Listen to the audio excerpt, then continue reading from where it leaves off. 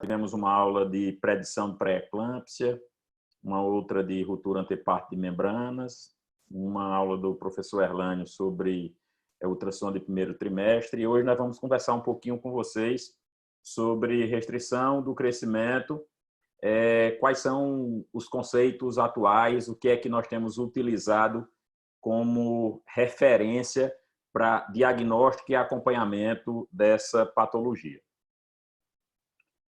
É bem sabido que para que a gente tenha uma terceira idade saudável, já se sabe que existe interferência tanto da gestação quanto do parto, desde a vida fetal, algumas repercussões aparecem na terceira idade. Por isso que um dos lemas do grupo de Barcelona, que nós vamos falar bastante nesse grupo aqui hoje, é que a saúde começa antes de nascer. É importante que esse conceito fique claro para todos. Falar um pouquinho de crescimento fetal, é importante que a gente lembre que existem fatores que interferem, seja aumentando a velocidade do crescimento, quanto reduzindo essa velocidade. Então, o contrabalanço desses fatores é que vai dar o peso fetal a nascer e automaticamente as repercussões desse peso no desenvolvimento dessa criança na vida e para toda a sua vida adulta. Uma publicação antiga do pesquisador que descreveu o perfil biofísico, Frank Manning, já mostrava na década em 1995, que existia uma relação inversa entre o peso ao nascer e a maior morbimortalidade durante toda a vida dessas crianças. Então, à medida que se reduzia o percentual do peso, se elevava a morbidade e a mortalidade. Um trabalho mais recente também faz essa mesma associação. À medida que se reduz o percentual do peso, se incrementa o pobre resultado perinatal e automaticamente o aumento de morbidade para a vida toda. Um dos principais pesquisadores de restrição de crescimento do mundo, Bashar, radicado no Johns Hopkins, também publicou uma relação indireta entre o peso fetal e o neurodesenvolvimento. Quanto menor o peso fetal, quanto menor for a velocidade de crescimento dos fetos, pior é o neurodesenvolvimento. E ele, nessa publicação de 2011, coloca como os 4 principais fatores no feto que estão associados com a alteração de neurodesenvolvimento o tamanho do polo cefálico, o peso ao nascer, a idade gestacional e alguns parâmetros do Doppler. Então, essa associação entre peso e neurodesenvolvimento traz o estudo do crescimento e automaticamente dos seus distúrbios se revestindo ainda mais de importância. Classicamente, nós sabemos que os 2 principais fatores associados com a alteração da curva de crescimento fetal são a hipoxemia e o déficit nutricional. E sempre que se tem um crescimento fetal abaixo do 10º percentil, classicamente se chama que nós podemos estar diante de uma restrição de crescimento fetal. Esse é o conceito clássico de restrição. Em 2007, aquele mesmo autor já fez algumas considerações críticas em relação à denominação da patologia. Então, ao invés de nós chamarmos, como muitos de nós aprendemos, de retardo do crescimento fetal, em virtude da conotação negativa do retardo, que se passe a chamar de restrição de crescimento. Restrição de crescimento fetal ou restrição de crescimento intraútero. É sabido que todo toda restrição de crescimento fetal, nós estamos diante de um feto pequeno para a idade gestacional. Mas o contrário não é verdadeiro. Nem todo pequeno para a idade gestacional tem uma restrição de crescimento. Grande parte dos pequenos para a idade gestacional são pequenos constitucionalmente e não foram submetidos a nenhum fator que alterasse o crescimento de forma patológica propriamente dita. Falando um pouquinho sobre etiologia, existe uma série de condições que estão associadas com restrição de crescimento. E elas podem ser divididas em condições maternas, condições placentárias e condições fetais. Apesar dessas condições apresentarem mecanismos fisiopatológicos distintos, com exceção daquelas associadas à utilização de drogas teratogênicas, as doenças infecciosas e as alterações de formação estrutural ou genética, a grande maioria das outras tem como princípio básico a insuficiência placentária, levando a uma alteração do crescimento fetal.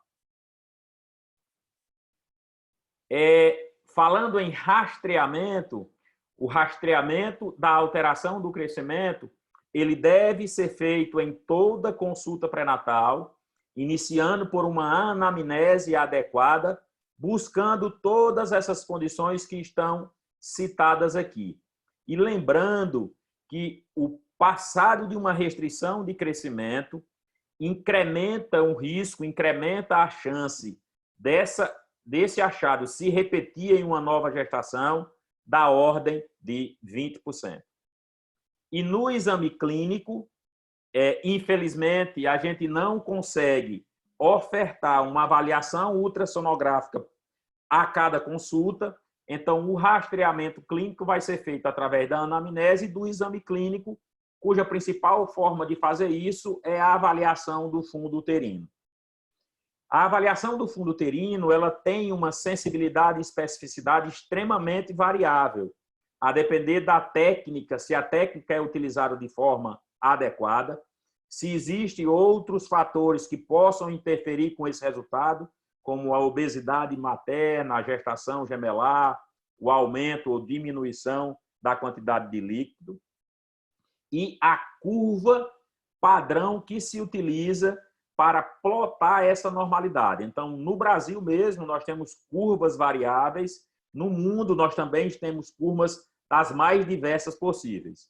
Por isso que a sensibilidade e especificidade exclusivamente da medida da altura uterina como determinante de restrição de crescimento, infelizmente, ainda é muito falha. E a confirmação do diagnóstico se dá, sem sombra de dúvida, através da ultrassonografia. Eu acredito que a grande parte dos obstetras que estão assistindo à apresentação lembra dessa classificação. Então, a restrição de crescimento era classificada em simétrica, assimétrica e mista. Simétrica quando o feto era simetricamente pequeno. O feto sofria um insulto inicialmente no primeiro trimestre, na fase de hiperplasia celular. E era todo pequeno.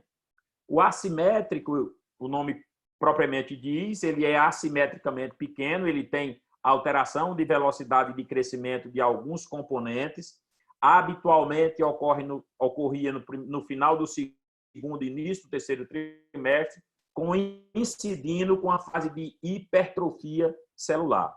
E a classificação de mista, quando nós tínhamos componente do assimétrico, trazendo um feto que era simetricamente pequeno. Perceba que, fisiologicamente, essa classificação ela é extremamente interessante, porque ela associa o tipo de crescimento com a época do insulto. Entretanto, na grande maioria das vezes, nós não conseguíamos definir adequadamente qual a melhor conduta a seguir, qual o melhor momento de intervenção e qual o melhor método de acompanhamento de vitalidade fetal. E um dos grandes dilemas quando se fala em crescimento fetal, em distúrbio de crescimento, é tentar diferenciar, apesar deles serem muito parecidos, o que é realmente uma restrição do crescimento do que é um pequeno para a idade gestacional. Se sabe que o feto pequeno isolado ele tem um pobre prognóstico, como nós já comentamos em relação àquela associação de peso e resultado perinatal e a posteriori. Ele representa 28% a 45% dos fetos não anômalos. E sempre que eu tenha um feto pequeno, é imprescindível que eu solicite uma ultrassonografia morfológica para afastar principalmente as malformações e excluir alguma causa extrínseca, por exemplo, infecção, que esteja levando àquela alteração na velocidade do crescimento. Então, isso é de fundamental importância que isso esteja na mente de todos que acompanharão pré-natal e podem se deparar com alguma alteração de velocidade de crescimento. A restrição de crescimento propriamente dita, ela se associa com um pobre resultado perinatal e uma maior frequência de óbito fetal. E o Doppler vai apresentar sinais de adaptação, na enorme maioria das vezes se associando com insuficiência placentária. O pequeno para a idade gestacional, ele tem também um pobre resultado a longo prazo, tem muito menos óbito fetal, o Doppler não apresenta sinais de adaptação e a causa é incerta. Ela pode ser constitucional ou pode ter outras causas que a gente não consiga identificar. Portanto, apesar de serem parecidos, a restrição de crescimento e o pequeno para a idade gestacional têm condutas completamente diferentes. Eu vou trazer alguns exemplos, algumas fotografias de laudos reais de ultrassonografia para, ao final da apresentação, nós discutirmos alguns pontos que são importantes que a gente ou tenha no laudo ou interprete da melhor forma. Essa é uma ultrassonografia obstétrica, que na impressão diagnóstica, quem realizou o exame coloca como uma gestação de 27 semanas, veja que tem um erro de digitação, peso fetal dentro da normalidade para a data em questão, era um peso de 942 gramas e era descrito como no percentil 21. Esse laudo de ultrassonografia voltará no final da apresentação.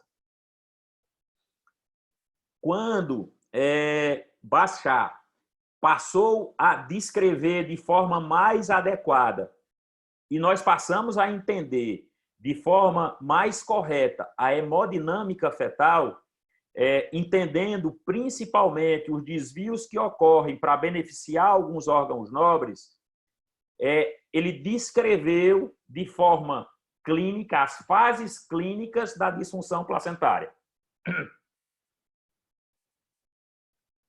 Ele descreveu que a disfunção placentária teriam 3 fases. Uma fase pré-clínica, onde nós teríamos uma alteração de nutrientes e principalmente também do eixo endócrino, levando a uma redistribuição venosa, ou seja, um incremento de passagem sanguínea pelo ducto venoso para permitir uma redistribuição venosa adequada. Isso levaria a uma redução da velocidade de crescimento do fígado e automaticamente da circunferência abdominal e um déficit na velocidade do crescimento da estimativa do peso. Na fase clínica, aí já com a presença da hipoxemia, nós teríamos aí, a partir daí também já uma redistribuição arterial, ou seja, nós teríamos uma vasodilatação cerebral e isso poderia acarretar, à medida que transcorresse, uma redução da circunferência cefálica fetal. E, por fim, já na fase de acidemia, ocorreria uma deterioração metabólica, alterando as outras provas marcadoras de vitalidade, tá? Levando ao final, há uma descompensação e ao óbito fetal.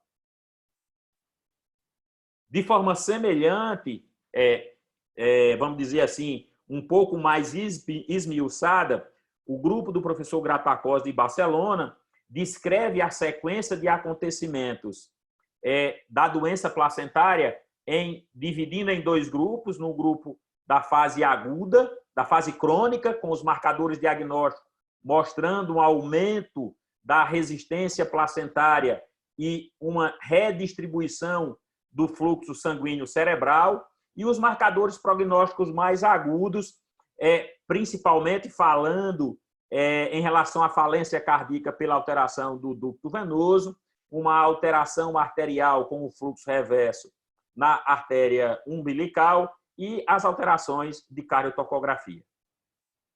Então, essa sequência de acontecimento é importante que a gente tenha em mente para, a partir daí, a gente entender quais são as propostas, principalmente de acompanhamento da restrição do crescimento. Quais são os objetivos que nós tentaremos responder ao final da apresentação? Nós gostaríamos de esclarecer para vocês como se deve identificar o feto pequeno, identificando o feto pequeno, como nós podemos diagnosticar a insuficiência placentária e depois, de forma adequada, definir como se faz a vigilância fetal até a definição adequada do momento do parto. Para a identificação do feto pequeno, é importante que a gente lembre, para que a gente entenda, para que a gente possa fazer uma avaliação desse crescimento, que nós tenhamos uma definição adequada da idade gestacional. O parâmetro mais fidedigno para definição de idade gestacional é uma ultrassonografia até 14 semanas, com a medida do comprimento cabeça-nádega. Se isso não for factível, nós vamos utilizar as ultrassonografias subsequentes, principalmente se elas tiverem múltiplos parâmetros. E vamos, sempre que possível, atualizar a idade gestacional de exames anteriores. Nós não podemos analisar exclusivamente o achado descrito naquela última ultrassonografia, porque ela pode levar a erros, a equívocos que podem trazer repercussões bem importantes em relação à condução. E, com isso, calcular de forma adequada, estimar de forma adequada o peso fetal. Uma vez com esse dado em mãos, nós podemos escolher qual curva de crescimento nós vamos utilizar para o nosso acompanhamento. Existem várias descritas. Eu trouxe as três, talvez, mais utilizadas, a Intergrowth 21, a de Redlock de 84 e da Organização Mundial de Saúde de 2017. Na enorme maioria das vezes, os ultrassonografistas utilizam a curva de Redlock, tá? E eles vão colocar se está dentro da normalidade, podem botar a variação de normalidade, o percentil 10 e o percentil 90, e mais recentemente, alguns ultrassonografistas estão colocando o percentual, o percentil no qual aquele peso estimado está colocado para aquela idade gestacional. Se você quiser analisar de forma um pouco mais sofisticada, existe o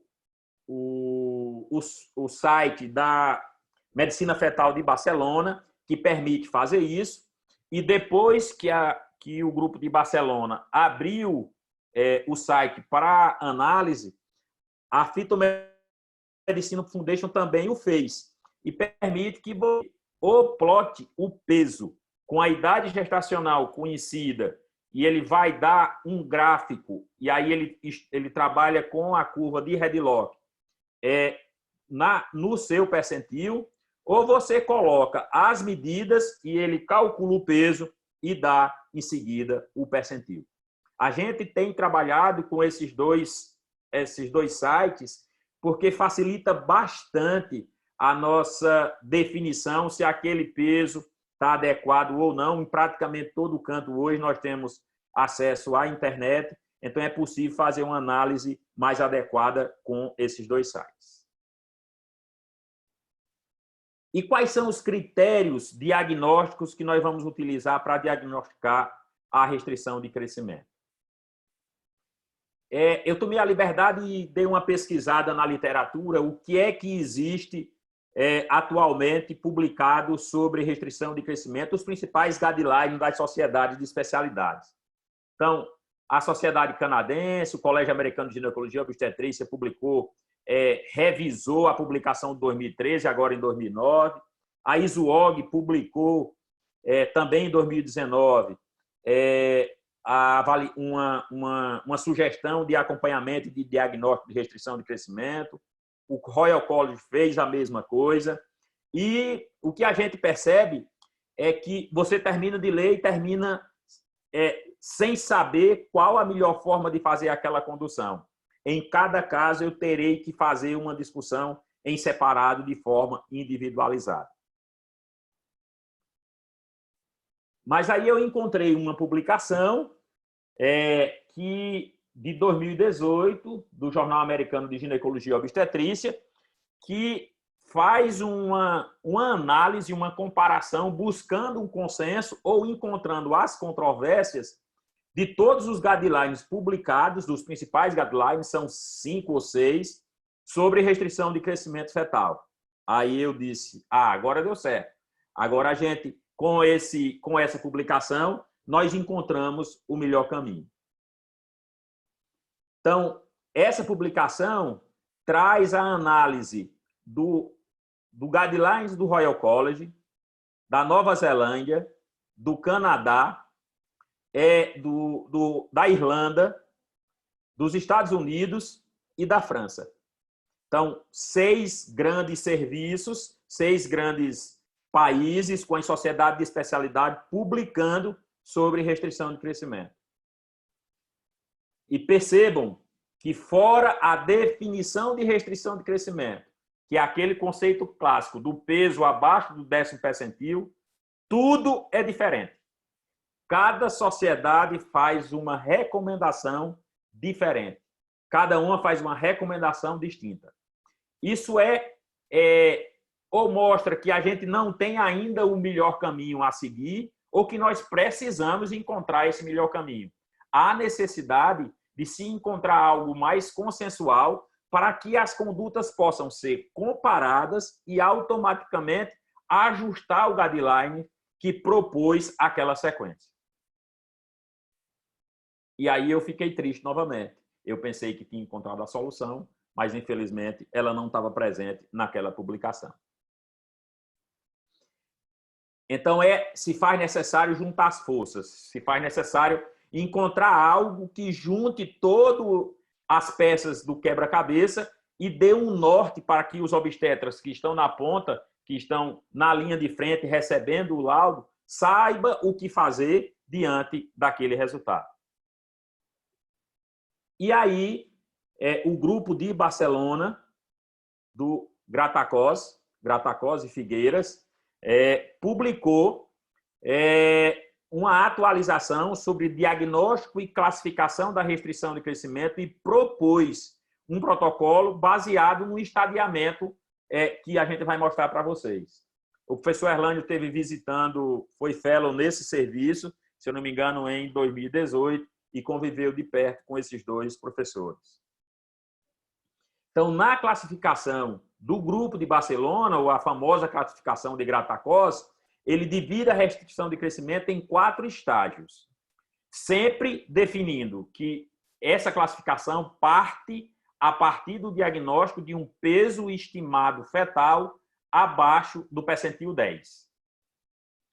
Se ele tem isso, e além desse peso, ele tem uma relação cérebro-placentário abaixo do 5º percentil, ou um índice de pulsatilidade das artérias uterinas acima do percentil 95, ou um peso fetal estimado, aí não só abaixo do percentil 10, mas abaixo do percentil 3, ele é classificado como estágio 1, e nós estamos diante de uma resistência placental leve com redistribuição sanguínea cerebral.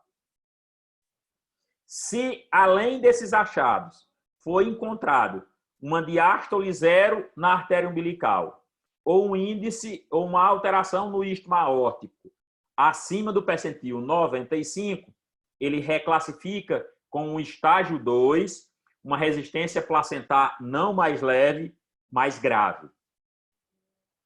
Se se encontra, além desses achados, um ducto venoso com um índice de pulsatilidade acima do percentil 95, ou uma diástole reversa na artéria umbilical, essa restrição é classificada como estágio 3, nós estamos diante de uma adaptação hemodinâmica grave, mas ainda com baixo risco de acidose. E se nós encontramos um ducto venoso com onda A reversa ou desaceleração na cardiotocografia, nós estamos diante de um estágio 4 com uma alta suspeita de acidose e um alto risco de morte. Percebam que nós começamos a encontrar um caminho, uma definição mais consensual de um estadiamento, de uma suspeita diagnóstica e de uma sugestão de segmento. Melhorou consideravelmente.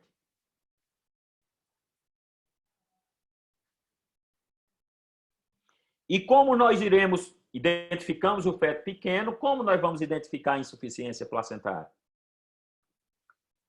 Uma pergunta que a gente precisa sempre responder é: a restrição de crescimento por disfunção placentária, ela é uma condição única? Ela é independente da idade gestacional? Ela é uma condição que eu vou ter em todos os períodos? Ou existem períodos que são diferentes?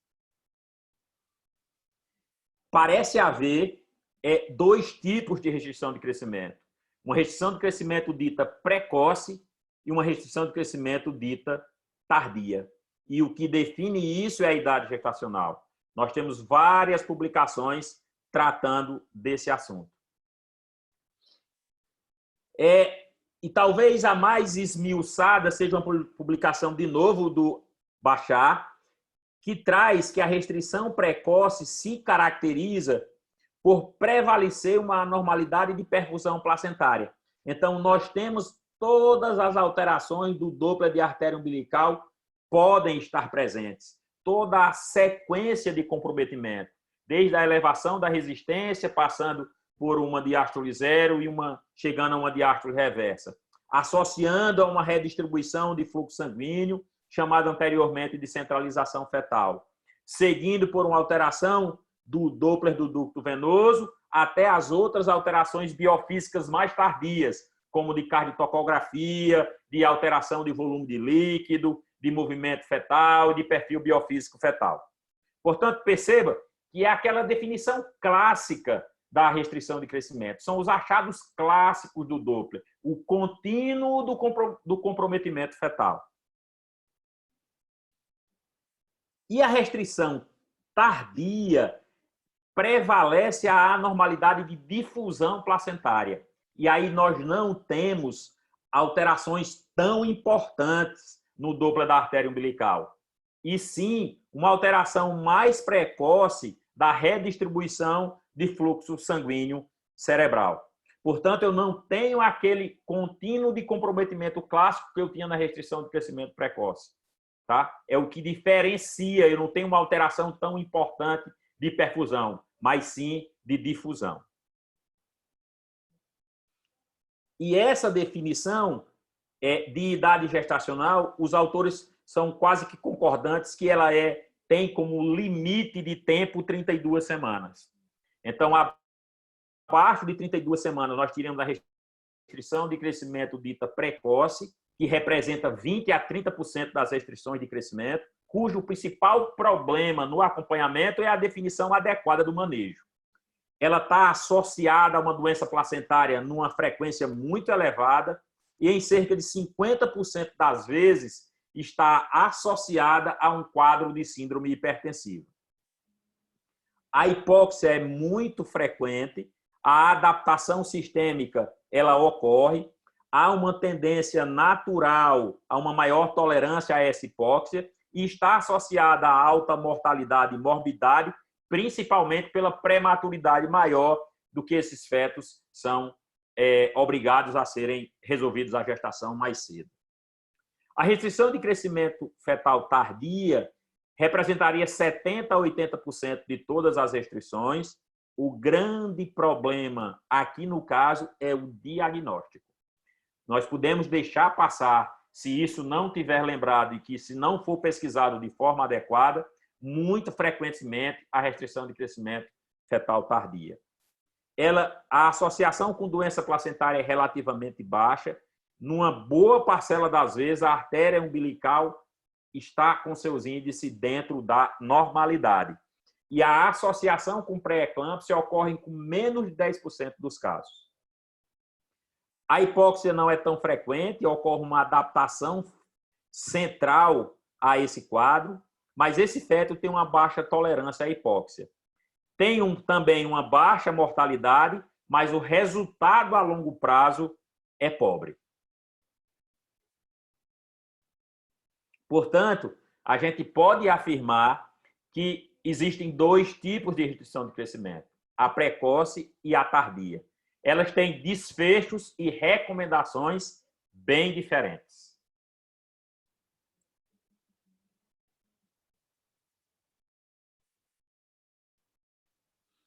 E em cima disso, e depois da publicação do grupo de Barcelona, um grupo de experts foi convidado a definir um consenso mundial sobre diagnóstico de restrição de crescimento, através de um procedimento chamado procedimento Delphi. Essa publicação é de 2016, no Jornal Branco, que é o jornal da ISUOG.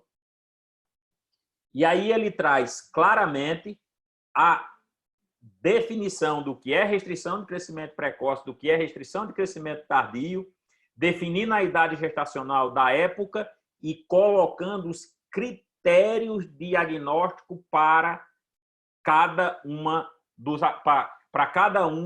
das restrições. Então, restrição de crescimento precoce, a idade gestacional deve ser menos de 32 semanas. E olha o que eu falei em relação à ultrassonografia morfológica. Sempre que eu tenha um feto com peso fetal, sempre que eu tenha um feto com peso abaixo do 10º percentil, é importante que eu afaste alteração morfológica ou algo associado com infecção. Então, afastado a alteração, alguma anomalia congênita. Se eu tenho uma circunferência abdominal ou um peso fetal estimado abaixo do 3º percentil, ou uma artéria umbilical com diástole 0, ou uma circunferência abdominal ou um peso fetal estimado menor do que o percentil 10, mas associado a um índice de pulsatilidade da artéria uterina acima do percentil 95, e ou o índice de pulsatilidade da artéria umbilical acima do percentil 95.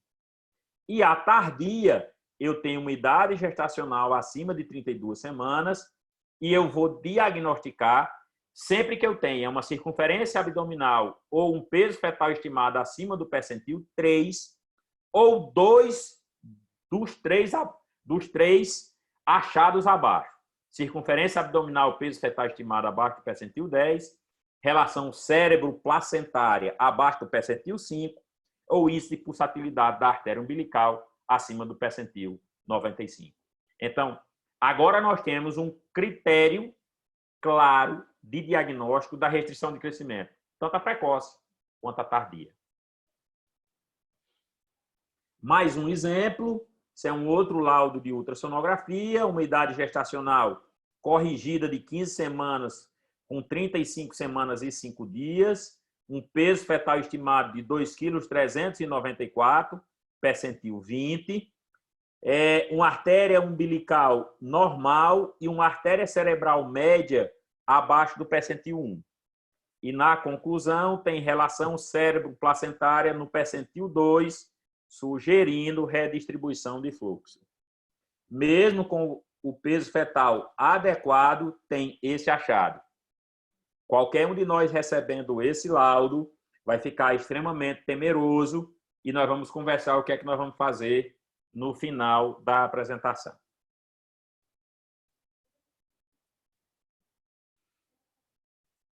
A restrição de crescimento sempre terá uma alteração no Doppler da artéria umbilical?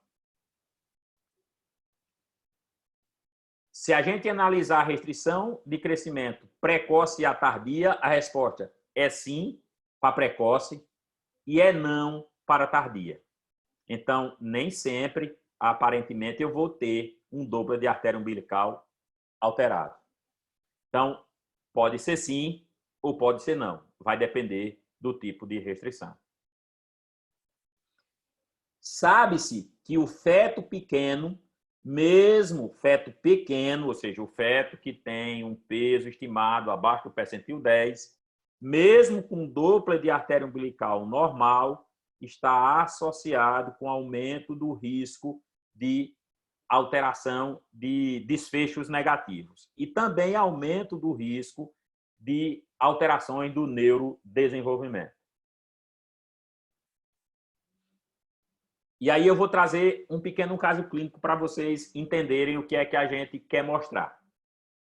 Uma gestante de 37 anos, isso é um caso acompanhado na maternidade escola, secundigesta, lúpica, com 33 semanas e 2 dias, por um ultrassom atualizado, um ultrassom de 12 semanas atualizado. Realizou um ultrassom que revelou um peso fetal estimado de 1,8 kg. Quando a gente analisa esse peso na curva de normalidade da Fetal Medicine Foundation, esse peso está no percentil 6, portanto, abaixo do percentil 10. Estando abaixo do percentil 10, essa gestante tem indicação formal de realizar a Doppler fluxometria. Fez o Doppler, a artéria, o índice de pulsatilidade da artéria umbilical deu 1,1, percentil 83, e o índice de pulsatilidade da artéria cerebral média deu 1,5, percentil 6. Ou seja, Doppler da artéria umbilical e da artéria cerebral média, ambos normais. Entretanto, quando nós fazemos a relação cérebro-placentária, a relação cérebro-placentária está abaixo do 5º percentil e nós estamos diante de uma alteração na relação cérebro-placentária. Portanto, diante de uma restrição do crescimento fetal tardia. Percebam que isso poderia passar se a gente não tivesse atento que é possível ter os dois valores de artéria umbilical e artéria cerebral média considerados normais, mas a relação cérebro-placentária está alterada. E o que é essa relação cérebro-placentária? É a razão entre os índices de impedância, entre os índices de pulsatilidade da artéria cerebral média sobre a artéria umbilical. Ela é hoje considerada que tem maior capacidade preditiva de resultado adverso perinatal quando comparada com a artéria umbilical isolada. E é considerada anormal se está abaixo do 5º percentil para a idade gestacional. Vocês viram que no site da Fetal Medicine Foundation, ele faz o cálculo e bota esse cálculo já no gráfico para você ter, além do resultado, a apresentação gráfica daquele resultado, facilitando a interpretação. Então, respondendo àquela pergunta que nós fizemos, nem toda restrição do crescimento fetal tem um Doppler de artéria umbilical alterado. Bom, então, diante disso, as publicações começaram a valorizar ainda mais a relação cérebro-placentária. Essa publicação da Placenta de 2017, da revista Placenta, é uma revisão sistemática sobre a utilidade da relação placentária na predição de resultado perinatal adverso. Ele diz que essa relação ela é extremamente promissora, mas não existe evidência que ela possa ser usada como teste único para a avaliação de desfecho negativo. Uma publicação de 2018 da revista Branca, da ISUOG, é uma revisão sistemática sobre a acurácia da relação cérebro-placentário nos desfechos dos fetos com restrição de crescimento. Nessa publicação, o resultado vem em forma de uma curva ROC, que é a tentativa de encontrar nos resultados, utilizando esse parâmetro de avaliação, com que ele se associa. O parâmetro que mais se aproximar do canto superior esquerdo do gráfico é o que essa relação mais vai nos predizer. E aqui, no caso, a revisão sistemática mostrou que a relação cérebro-placentária, na restrição de crescimento, melhor se associou com a identificação de maior risco de morte perinatal. E a conclusão da revisão sistemática é que a relação do cérebro placentário ela é extremamente importante na predição de morte perinatal naquelas gestantes que têm suspeita de restrição de crescimento. Mas ele coloca um adendo, é que essa relação não seja incorporada como medida para segmento de fetos com crescimento normal. Ou seja, fetos com peso acima do percentil 10 não deveriam, se não tivessem nenhuma vasculopatia associada, ser solicitado o Doppler. Uma nova publicação também da ISUOG, de agosto de 2018, mostrando que se tem que ter cautela no uso da relação cérebro-placentário, naquela mesma linha da observação do trabalho anterior, na avaliação de fetos que não tiverem suspeita de restrição de crescimento. E ele conclui dizendo que se o peso fetal estimado e a circunferência abdominal estiverem acima do percentil 10, sem evidência de restrição de crescimento, e a artéria umbilical abaixo do percentil 95, não justifica descrever o índice de pulsatilidade da artéria cerebral média, mesmo que ele esteja alterado. Portanto, muito cuidado com os achados de Doppler em feto absolutamente normal, em virtude do risco de iatrogenia.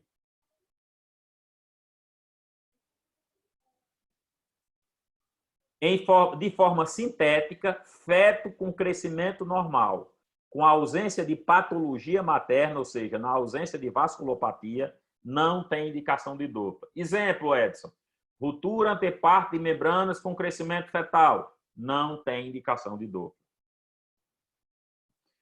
Todo feto pequeno para a idade gestacional tem indicação formal de realização do Doppler. Muito cuidado para que um determinado achado não leve a uma iatrogenia como um parto prematuro em virtude de uma descrição equivocada de um achado ultrassonográfico.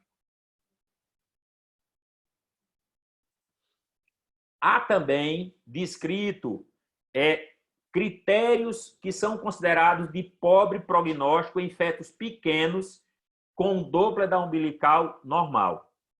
Esses critérios são, principalmente, a relação cérebro-placentário abaixo do 5º percentil, o índice de pulsatilidade das artérias uterinas acima do percentil 95 ou um peso fetal estimado abaixo do 3º percentil. Veja a distribuição dos casos quando se consegue diagnosticar uma série de casos de restrição de crescimento, quando só se utiliza o Doppler de artéria umbilical como anormal. Então, o que nós iríamos flagrar de restrição é o que está em azul escuro. Agora, percebam, se nós incluímos, além daquilo, a relação cérebro-placental alterada, ou a alteração do Doppler das artérias uterinas, ou o peso fetal estimado abaixo do percentil 3. Veja a frequência de restrição de crescimento que nós seríamos capazes de identificar. Portanto, Nós devemos utilizar esses parâmetros como norteadores de piores prognósticos. Identificamos o feto pequeno, identificamos a insuficiência placentária, agora nós vamos definir a conduta e identificar o melhor momento para o parto.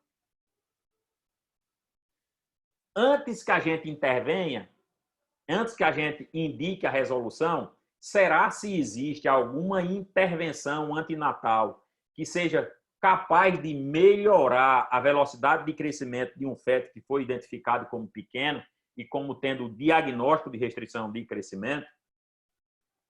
Eu fiz uma pesquisa na Cochrane, existem 79 revisões sistemáticas sobre crescimento fetal e eu selecionei algumas que estavam associadas com melhoria da velocidade de crescimento, alguma intervenção que melhore a velocidade de crescimento fetal. Tem desde a utilização de hormônio na suspeita de prejuízo do crescimento fetal, passando pela utilização de beta-miméticos, repouso, suplementação de nutrientes, expansão de volume de plasma, oxigenação materna, bloqueador de canal de cálcio. Ou seja, já foi se tentado praticamente tudo. AS, heparina, vitamina C, vitamina E, e infelizmente nada serviu. Portanto, para que a gente oriente os casais, quando a gente identifica alguma restrição de crescimento, se existe alguma coisa que ele possa fazer para melhorar o crescimento daquele feto, nós vamos orientar que, infelizmente, tudo que tem descrito não se encontrou nenhuma evidência científica sólida para que haja melhoria do crescimento fetal. A definição da resolução da gestação, ela passa pela indicação materna ou a indicação fetal. A indicação materna é quando o risco gestacional sobrepuja o risco puerperal, ou seja, é um paciente que tem uma pré-eclâmpsia grave, que está sintomática, que tem uma síndrome HELP, e independente da condição fetal, nós vamos indicar a resolução. E na indicação fetal é sempre que o risco fetal for maior do que o risco neonatal. Como eu vou definir essa conduta? Como é que eu vou fazer especificamente esse segmento? Nós vamos acompanhar com Doppler, nós vamos acompanhar com cardiotópico, de quanto em quanto tempo?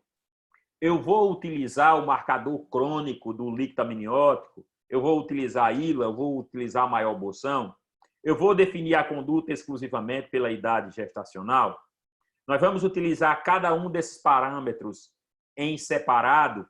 Nós vamos ter, cada parâmetro vai definir uma determinada conduta. Ou nós vamos tentar juntar tudo e encontrar a melhor conduta. Ou nós vamos, com esses dados, individualizar cada caso. Provavelmente, se nós fizermos uma breve enquete, a Jordana vai resolver com um parâmetro, o George com outro, a Shirley com outro, a Maria Helena com outro. Ou seja, cada um vai fazer de uma determinada forma. Para isso, também o grupo de Barcelona, depois da conclusão da publicação daquele artigo que mostrou o estadiamento e o segmento por estágio da restrição de crescimento, criou um algoritmo e abriu o seu site para que a gente preencha esse algoritmo e automaticamente ele oriente a conduta. E depois disso, depois dessa publicação, a Phytomedicine Foundation também fez o seu algoritmo de conduta para restrição de crescimento fetal. E juntou um grupo de feras em restrição de crescimento. Bachar, o Figueiras de Barcelona, o Visser e o Nicolaides. E abriram também o seu site para que a gente coloque os dados daquele caso que nós estamos acompanhando e ele dê um norte de qual conduta tomar.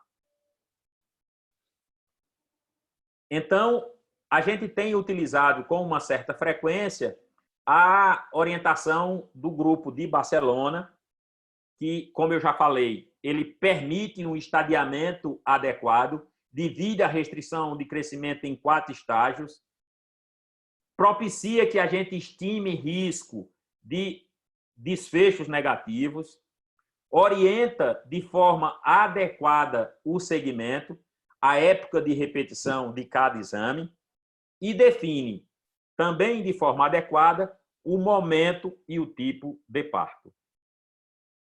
Portanto, é uma ajuda e tanto o estadiamento publicado por Gratacos e depois seguido pelo grupo da Phytomedicine Foundation, agregando outros parâmetros. Então, vejam como o grupo de Gratacos propõe o estadiamento, define o risco, define o segmento e orienta momento e tipo de parto. Aqui, as subdivisões de idade gestacional de intervenção.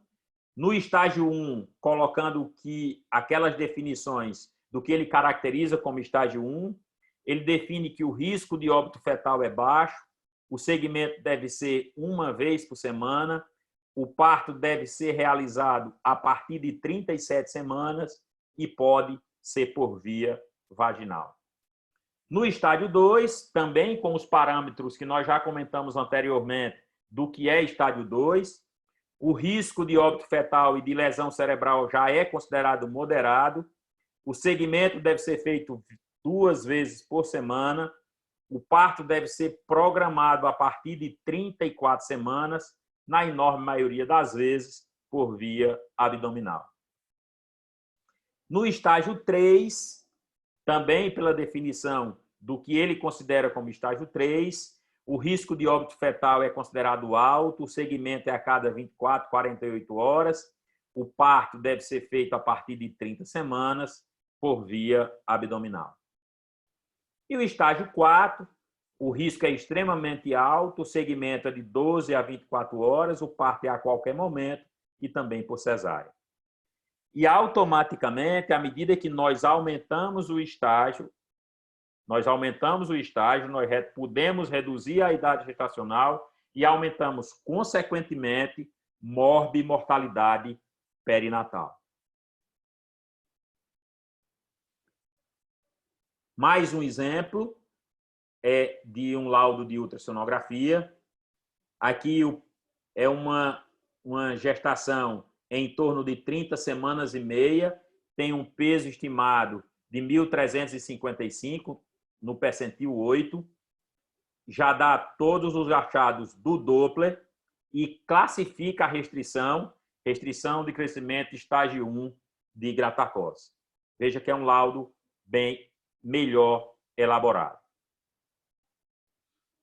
Aqui é um resumo do que nós falamos agora há pouco do estadiamento.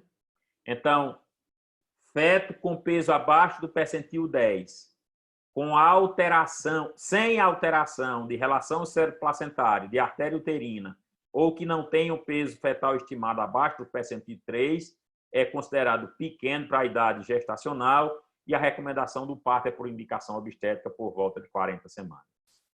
Se tem essas alterações, é classificado como restrição de crescimento fetal e é estagiado. Se for estadiado como 1, o parto deve ser feito a partir de 37 semanas, a avaliação é semanal. Se for estágio 2, parto a partir de 34 semanas, a avaliação a cada 2 ou 3 dias. Estágio 3, parto a partir de 30 semanas, avaliação diária. E estágio 4, parto a qualquer momento. Depois da publicação do protocolo do Gratacos, nós, da Maternidade de Escola, atualizamos o protocolo de restrição de crescimento e passamos a adotar esse estadiamento como norteador das nossas condutas. Isso foi em setembro de 2017. Esse é a cara do site do grupo de Barcelona. Você vai entrar na parte de crescimento fetal. Eu dei uma olhada na referência, até para a gente tirar algumas dúvidas. Ele cita Headlock como uma das tabelas utilizadas para avaliação de normalidade de peso. mas eu acredito que eles acabam usando mais a curva customizada de Figueiras, porque eventualmente a gente identifica em algumas situações que a estimativa de peso é um pouco diferente de quando a gente utiliza headlock puro. E aqui a cara do como se apresenta o site da Phytomedicine Foundation. A gente vai clicar em calculadora, ele vai abrir todas as calculadoras que estão disponíveis online, gratuitamente, sem precisar fazer nenhuma inscrição. E nessa calculadora tem um manejo da restrição de crescimento, ela é descrita como nova. Tem a idade, você coloca a idade gestacional que você tem a estimativa e calcula o peso, tá? E aí ele plota no gráfico e a partir daí, se tiver alterado, ele vai abrindo as outras partes para que você preencha. Então ele calcula a idade gestacional, ele estima o peso e aí ele traz associado a isso, quando o peso fetal estimado está abaixo do percentil 10, ele abre o restante dos parâmetros e aí ele busca associação com pré-eclâmpsia. Lembra que a gente mostrou que a restrição do crescimento fetal precoce tem uma associação maior com pré-eclâmpsia. Ele solicita que você plote o Doppler da artéria umbilical. Se o Doppler da artéria umbilical tiver alterado, é que ele abre a oportunidade de botar o Doppler da artéria cerebral média, para que não se trabalhe exclusivamente só com os dois Dopplers. Ele coloca, para você colocar o Doppler do ducto venoso, o maior bolsão vertical de líquido e a cardiotocografia. Mesmo que você não preencha todos os dados, ele vai dizer os achados. Então, é inteligência artificial, isso é um fluxograma que cruza alguns dados e sugere a conduta. Então, ele sugere, por exemplo, nesse caso, que eu tenho uma restrição de crescimento, peso fetal estimado abaixo do percentil 2, ele sugere que o Doppler está normal, o perfil biofísico está normal, monitorar com cardiotoco ou perfil biofísico diariamente e reavaliar o crescimento fetal com uma semana.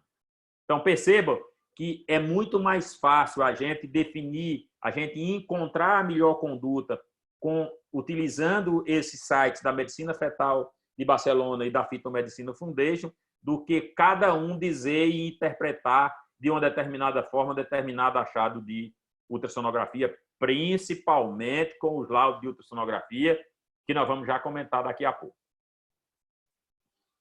Então, todos os guidelines, para que eles tenham uma boa aprovação, para que eles passem a ser utilizados de forma mais generalizada, lógico, eles devem ser baseados em evidência, eles devem utilizar exames existentes na maioria dos serviços, que sejam factíveis de serem realizados e automaticamente sejam reprodutíveis. Diante de tudo isso, eles criam, através da inteligência artificial, os fluxogramas que fazem cruzamentos de dados e dão sugestão de conduta. Bom, agora nós vamos interpretar alguns laudos de ultrassonografia que no transcorrer da aula eu fui apresentando.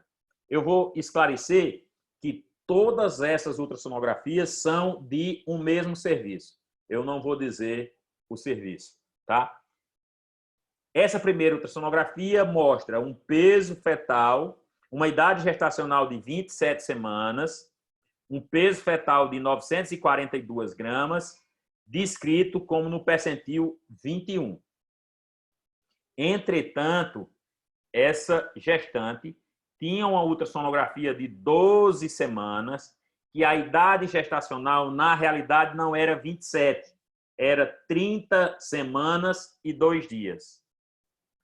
Utilizando o site do grupo da Medicina Fetal de Barcelona, quando a gente faz a correlação desse peso com essa idade gestacional, o percentil é 0, ou seja, nós estamos diante de uma restrição de crescimento já com marcador de prognóstico ruim, que é um peso estimado abaixo do percentil 3. Quando nós colocamos os dados do Doppler e fazemos o cálculo da relação cérebro-placentária, a relação cérebro-placentária também está alterada. E quando foi solicitado o Doppler de ducto venoso, o Doppler do ducto venoso estava 1,99, estava acima do percentil 99, a classificação foi estágio 3 e a recomendação era parto. Ou seja, se o obstetra não tivesse tido cuidado de corrigir a ultrassonografia pela primeira ultrassonografia, podia ter deixado passar uma restrição de crescimento e tinha indicação, já naquele momento, de resolução de gestação e nós podíamos ter tido um desfecho negativo. O segundo exemplo é um ultrassom obstétrico com Doppler. O peso era uma idade, aqui foi corrigida a idade gestacional, com ultrassom de 15 semanas, dava 35 semanas e 5 dias, e um peso fetal estimado de 2,394 kg. Portanto, percentil 20. Foi feito o Doppler e foi encontrado um índice de pulsatilidade da artéria cerebral média no percentil 1 e foi sugerido redistribuição de fluxo. Quando nós colocamos esse peso estimado no gráfico do Grata-Coss, o percentil é 20 e ele nem abre a possibilidade de colocar mais nenhum dado. E se nós, mesmo assim, a gente for só no gráfico de Doppler, nós vamos ver que o Doppler da artéria umbilical está normal e tendo peso fetal normal e artéria umbilical normal, as duas publicações que nós vimos é que não justifica descrever a alteração da artéria cerebral média, porque nós estaremos sugerindo um procedimento de resolução de gestação de forma iatrogênica, que a gente já tinha comentado com vocês. Fizemos a mesma coisa, agora não utilizando mais o site do Medicina Fetal Barcelona, mas o site da Fetal Medicine Foundation. E aí a interpretação ainda é um pouquinho pior. Ele diz que está no percentil 10, mas que o feto está de tamanho adequado, nem abre para que você plote Doppler.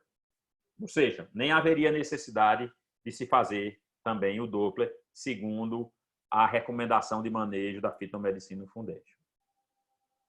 E, por fim, esse laudo que traz uma idade gestacional compatível com 30 semanas e 4 dias, um peso fetal de 1,355 kg no percentil 8. Quando se coloca no gráfico do grupo de Barcelona, da percentil 6, era um feto masculino e tinha um anidrame. Quando se coloca todos os gráficos, todos os dados do Doppler, dá restrição de crescimento estágio 1, recomendação de repetição do exame em 1 semana. Fizemos a mesma coisa, vejam que essa recomendação vai estar, inclusive, quase toda escrita no laudo. O peso fetal abaixo do percentil 10, a artéria uterina acima do percentil 95, é classificado como estágio 1 de Grata-Coss e o segmento é semanal. Ou seja, se tivesse sido ainda... que a gente também não gosta de até dizer o que é que tem que ser feito, total. O obstetra deve ter esse conhecimento. Se ele está dizendo até que é estágio 1, o segmento dessa paciente deve ser semanal. A gente fica muito feliz com essa descrição de laudo especificamente, já que a gente sabe que foi um profissional oriundo da casa, da maternidade escola, que a gente implementou também o estadiamento descrito por Grata-Coss e está sendo usado de forma adequada nos serviços por aí. Então, a gente fez o mesmo exercício colocando esses dados no grupo da Phytomedicina Foundation, ele faz todos os cruzamentos, mostram que tem um peso abaixo do percentil 10 e recomenda reavaliação do crescimento em uma semana. Portanto, os dois sites dão resultados muito semelhantes na grande maioria das vezes. O que é que difere em todos esses laudos que vocês viram?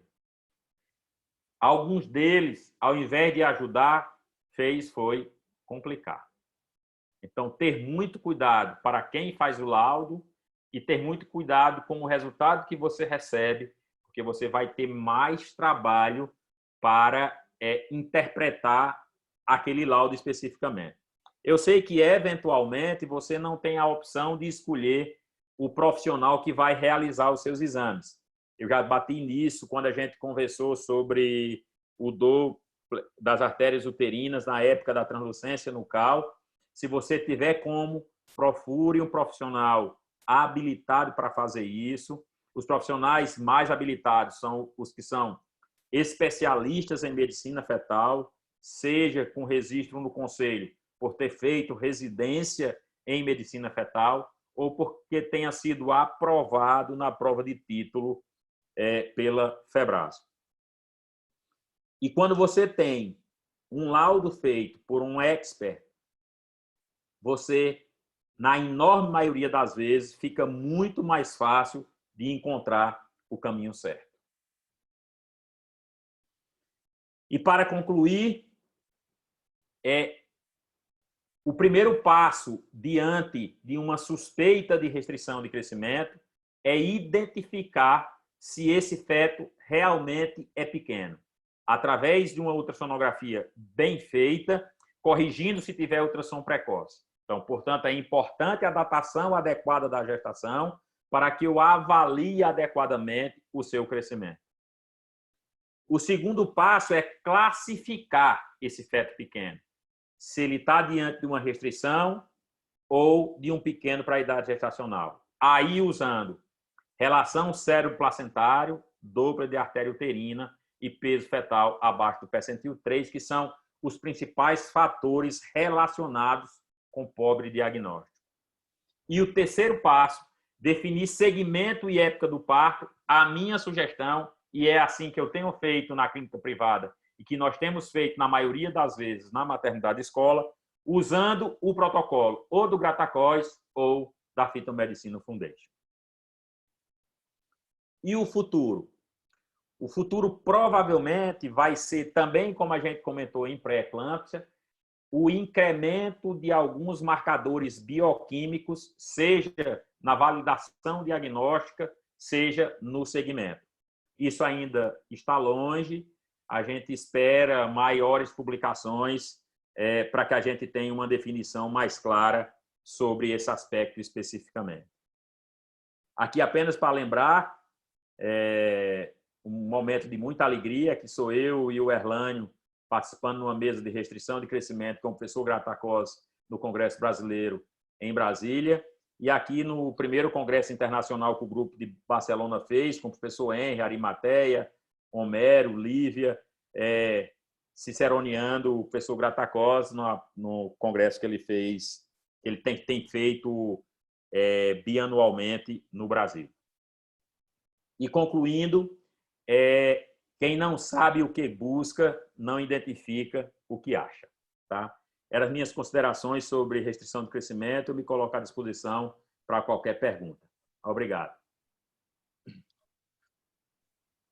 Parabéns, professor. Dizer que a aula foi boa é chover no molhado, né? A gente tem, no início da sua aula, eu coloquei no